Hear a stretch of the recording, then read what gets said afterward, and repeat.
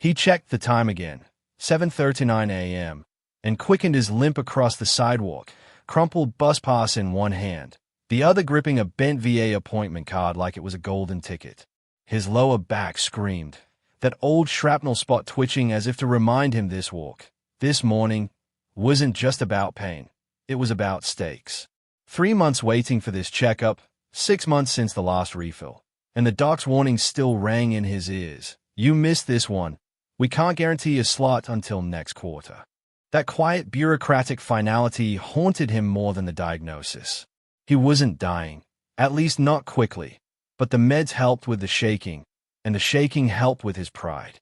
One missed appointment and the whole system might forget him. Again, he could feel it, how easy it was to vanish in paperwork. Still, no complaints. He wasn't the kind to whine.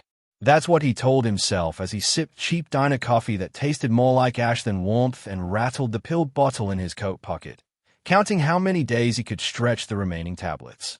He didn't ask for help, didn't call his daughter, didn't make a scene at the clinic the last time they postponed. Pride didn't let him. And in this country, once you're former military, you're one digit away from being invisible. But today, he had a card with his name on it. A seat waiting, maybe. He just had to get there. The bus route was etched into his mind. Catch the 7:45, transfer downtown, walk 3 blocks, don't stop. The VA was already backed up, and if he didn't check in by 8:30, he might as well go home. That was the quiet fear lodged behind his ribs, more stubborn than any physical wound. The fear that, without that scanned card, without that signed form, the system would say, "We don't see you." And what then? He was making it. Barely. On honor and habit. But even honor can't stop the body from breaking down. Still, as he limped toward the stop, eyes focused, steps stubborn, jaw tight with purpose, he told himself one thing. Don't be late. Today, don't be forgotten. He was halfway to the stop when he spotted the car, pulled just past the shoulder, nose tilted awkwardly toward the ditch, hazard lights blinking like a silent SOS. A silver sedan, nothing flashy, but its driver was losing the battle fast. The man wore business slacks damp from kneeling on wet pavement, a button-up clinging to his back in the rising heat, and a loosened tie that might have looked casual on a better day. Now it just looked like surrender. He wrestled with a crooked jack that tilted sideways each time he cranked, his briefcase tossed open in the grass, papers already smeared. The veteran's first instinct was to look away. People do it every day. Keep moving, pretend they didn't see. The rule was clear. If he stopped now, he'd miss the bus, miss the slot, miss the pills. But then he saw it, something small, a half-wrapped juice box on the back seat and a car seat beside it. There was a kid involved, maybe not present, but part of this man's life, part of the mess. And the man's phone was on speaker, a frantic voice echoing from the driver's seat. Female, panicked, repeating, "I can't leave the meeting. Are you almost?" before cutting off. No Bluetooth, no help, no plan. Just this stranger fumbling alone while the world passed. The veteran cursed under his breath, kicked at the curb, and turned toward the car with an almost bitter kind of resolve. Damn it, some things you just don't walk past. The veteran didn't speak as he approached, just gave the man a quick once-over and a nod before kneeling down beside the jack, inspecting it with a practiced eye. "You're on gravel," he muttered, more to himself than to the man. "She's never gonna lift right like that." In one fluid motion, he adjusted the placement, repositioned a small flat rock from the shoulder under the jack point, and slid his fingers along the lug nuts with a mechanic's instinct, like he could feel tightness better than most could see it. No wasted movement, no fumbling. Just the quiet, worn competence of someone who had done this under worse conditions, under fire, with worse tools and more to lose. The man stood aside, clearly surprised, watching his slacks wrinkle as he tried to help without getting in the way. "I used to work convoys," the veteran said, not bragging, just filling the silence as he spun the tire off. "I've patched hums in sandstorms. This hay, just sweat and rubber." The tire was off in under a minute, the spare bolted on like it belonged there all along.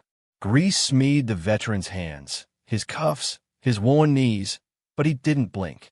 When the man reached for his wallet, he waved him off with the same hand that had just tightened the last nut. Don't. A pause.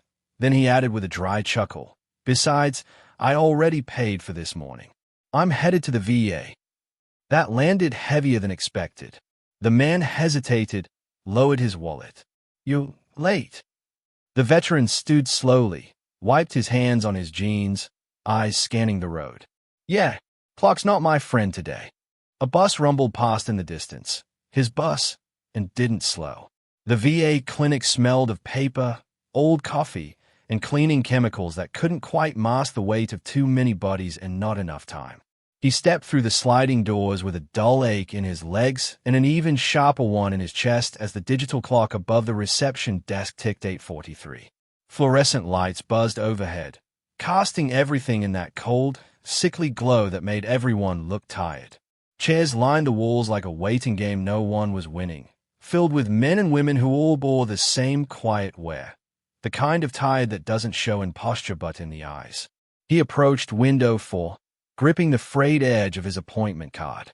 The clerk barely looked up at first, just pushed the clipboard forward.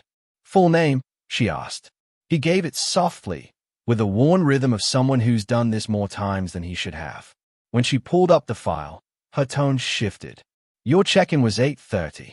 It's 8:43 now.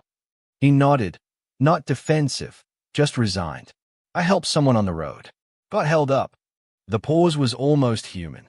But then the screen dictated her next move. I'm sorry. We'll have to reschedule. He didn't raise his voice, didn't demand, but his jaw clenched and he asked, how far out? She clicked, scanned. April 23rd. The silence that followed was heavier than shouting. He gave a quiet thank you, nodded once, and turned to go. Outside, the sun felt harsher. The door closed behind him with a hiss, and the old feeling wrapped itself around his shoulders like a familiar coat. Do the right thing, pay the price anyway. He was still nursing the same lukewarm coffee that evening, the cup balanced on the edge of a chipped table beside his worn recliner, when the phone rang, an unknown number, no caller ID. He stayed at it for a second, debating. Spam, probably. But something made him answer. Mr. Callahan.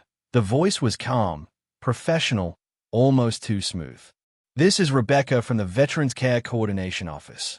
He straightened slightly. We're confirming your appointment for tomorrow morning, 9 a.m., with Dr. Lee. Please arrive at entrance C with your ID. We've adjusted your chart to reflect today's delay. He blinked, confused. Tomorrow? That's not. There's a wait list. I missed today. They said April. There was a polite pause on the other end. Yes, sir. Your updated time is confirmed. We've also added your physical therapy consult per your previous chart notes. He sat back, brows furrowed. They knew his file, knew his doctor, knew details only the VA would have. This some kind of mix-up. Not at all, sir. We look forward to seeing you. The line clicked off before he could ask more. All he could do was sit there, phone still in hand, heart ticking faster than made sense. He didn't dress any differently the next morning, still wore the same frayed jacket with the elbow crease and the same boots with soles worn thin. Part of him expected another error, another clerk with tired eyes and a clipboard ready to explain why the system had glitched. But when he reached entrance C, a woman was already waiting with a tablet in hand. Mr. Callahan, she asked gently. We've been expecting you. Right this way. No line, no waiting room, no explanation, either. Just a quiet escort down a side hall he'd never been down, past rooms that didn't smell like bleach and stress. He was checked in, seated, and seemed like someone whose time mattered. When Dr. Lee entered, he stood and offered his hand before even sitting. That was the first clue. The second came when a second man knocked lightly and stepped in. No lab coat, just a tailored suit and familiar eyes. Good to see you again, the stranger said. The veteran blinked, and then recognition set in. The man from the roadside. No mud on his slacks today. No panic in his voice. I was on an unscheduled site visit, he said, voice steady. But that morning, I got more than an inspection. I saw someone do the right thing without an audience. He paused, and I realized that if our system doesn't make room for men like you, then it needs fixing. There were no speeches, no medals, just a chair pulled closer, prescriptions refilled, and a handshake that meant something. He didn't expect anything beyond that one moment of recognition, but what followed was quiet, powerful, and long overdue. The nurse didn't rush him through forms. She listened. The doctor didn't brush past his pain. He dug in, made calls, even pulled up records that had been left dormant for too long. By the end of the visit, transportation assistance was set up for future appointments, his case flagged for priority review, and his service-related injury, ignored for years, was finally acknowledged with the seriousness it deserved. He wasn't handed a medal or a check, but someone said, "We should have seen you sooner," and meant it. Outside the exam room, the man in the suit met him again, this time with a notepad. "We're working on something," he said plainly.